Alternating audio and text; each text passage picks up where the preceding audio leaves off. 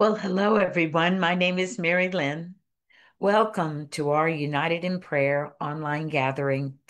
We are delighted to welcome back our dear friend Jenny DeVillers. He lives in Pretoria.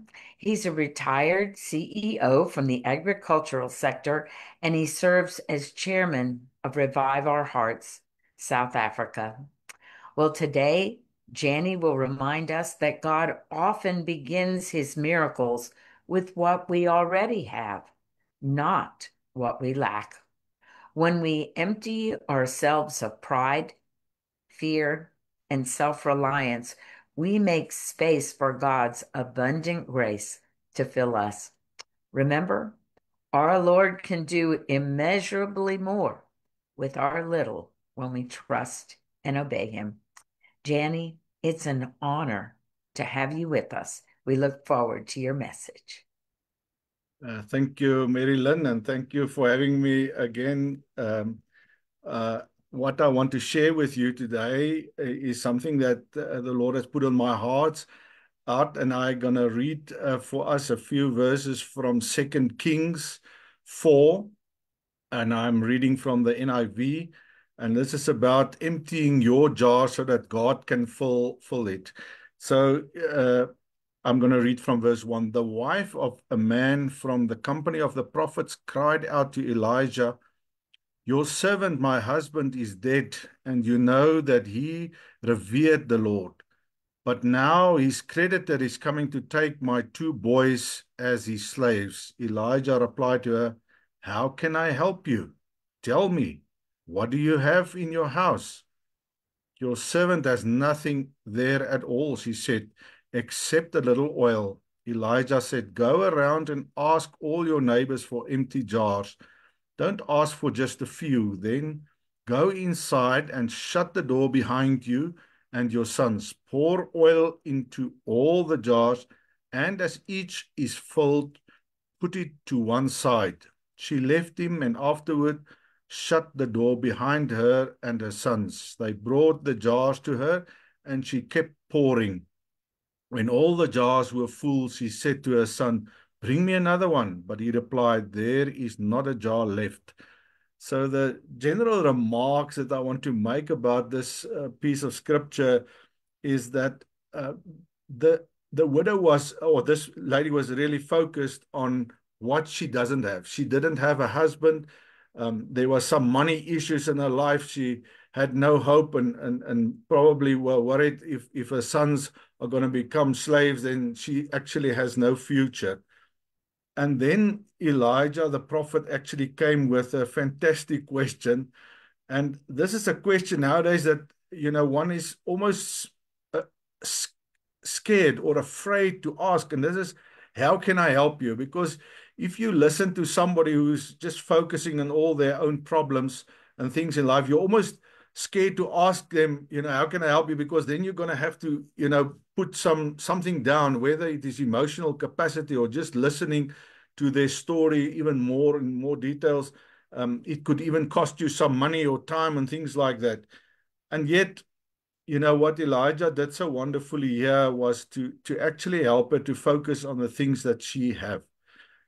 And the focus then went there. And when you read a bit earlier in 1 Kings 17, when the prophet Elijah, the predecessor now of Elijah, he almost had a similar situation with the widow there of Zarephath, where she also had no hope and was just sort of ready to die, and yet the Lord provided. So the first thing in terms of the principle that I want to share with you is, God can work only where our own jars are empty, or where we empty, our lives from ourselves and everything that we have. And my question is, what is filling your jar or your life today to such an extent that the Lord can't pour his oil, his spirit into your life? And when I considered that, I thought, maybe there are people who are, having fear in their lives. And we know that the devil is a exceptionally good liar, and he exaggerates everything. When you think about things, you run into a spiral of negative things that can actually make it very difficult in your life. So there could be some things that you've worried about in terms of fear. There could also be pride. We are raising a generation of people that are very independent, and you hardly want to ask anybody for help. And this is what the Lord's saying, but you have to empty your jar, your life, so that I can pour in and ask God to help you. Then there's a beautiful scripture in Luke 9 that talked about deny yourself, take up your cross daily and follow him. And just some personal experience that I had in my life, about when I learned a lot about humility. I read the book of R.T. Kendall on humility, and there were two things that were really challenging to me. The first one was, let God clears your name. So when it is really people are talking, lies about your life, or people are spreading some rumors about you, then you always want to start fixing everything.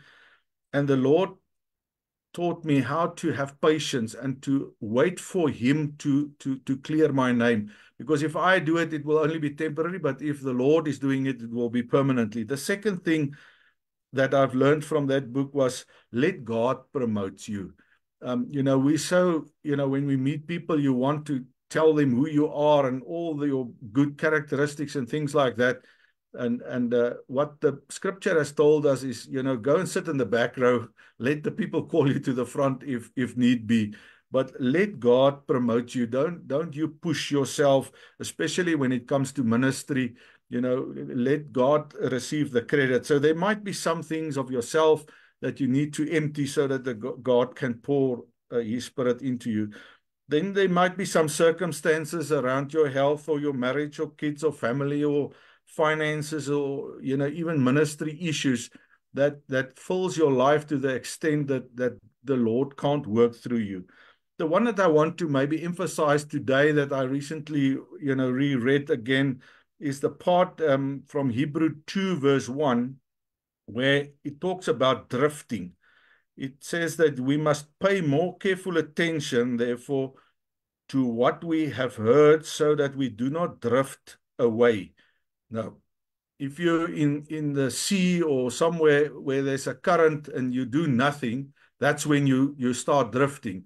So drifting means we can sit at home and we can see a lot of pain and needs and stuff like that. And eventually we do nothing, and then we start drifting. And what the word is calling us here is to hang on to those promises of God so that he can fulfill that and don't drift away in terms of our faith. So I don't want to recall all the wonderful fruit of the Spirit in Galatians 5:22, but those are things that the Lord actually wants to pour into our lives if we can just empty ourselves. And this is the wonderful things that the Lord then can do with, it says, yeah, he can do a lot with little. And I've just thought about a few instances. David used a very few small stones to kill Goliath and save all Israel from becoming slaves. There was a little boy who had a little bread and fish, and the Lord used that to multiply. In Matthew 13, we also read about the mustard seed. That's a very small seed that becomes a very big tree. So just in summary, I think what I've learned here from this part of scripture is to focus on what we have and not to focus on those things that we don't have, because that will help us then to access this wonderful God, to empty our lives and our jars so that God can fill it. And this is like every day, and we must get desperate for him and not too independent. And then to be obedient and patient while the Lord is working in our hearts. When we live in a world that is so fast and quickly that we just want to switch everything on, and when God works miracles, he does it in his time. And largely just to encourage you to keep on doing the right things and to keep on doing good, like you're doing, sitting and praying and serving the Lord in different ways. In 1 Peter 3 verse 14, it says, but even if you should suffer for what is right, you are blessed. Do not fear what they fear, Do not be frightened. And the scripture is really just call on us to keep on doing the right things. Don't worry about what other people are saying. Just stick to the word and stick to his promises, and he will in good time fill all your jars as you empty it, and then work the miracles through your life. Let's pray.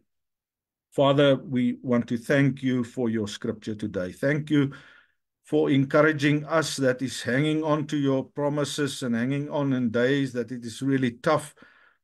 And thank you, Lord, that we can empty ourselves in a way for you to work miracles through us. Help us to focus on those things that we have. But Lord, we above all, we want to ask you to fill us with the love and patience and goodness and kindness and fruitfulness and faithfulness for all those things, the wonderful things that you can bear fruit through our lives, so that we can be of a joy to you, but also of assistance and help to others that don't know you that well. And we pray that in the name of Jesus. Amen.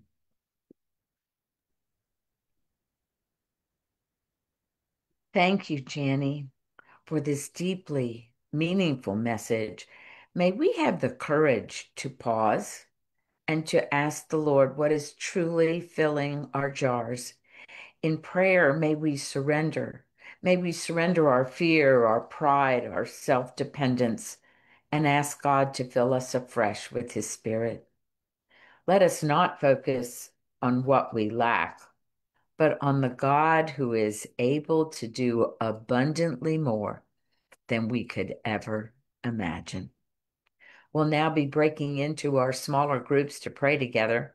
Our prayer prompt for today is, Lord, we stand united in prayer.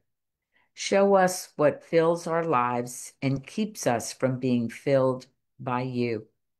Help us to empty our jars of fear, pride, and self-dependence so that you may fill us afresh with your spirit and use us for your glory. For our Facebook listeners, thank you for joining us today. We look forward to seeing you on Friday online again. Join us on Zoom for a special time of fellowship, worship, and prayer.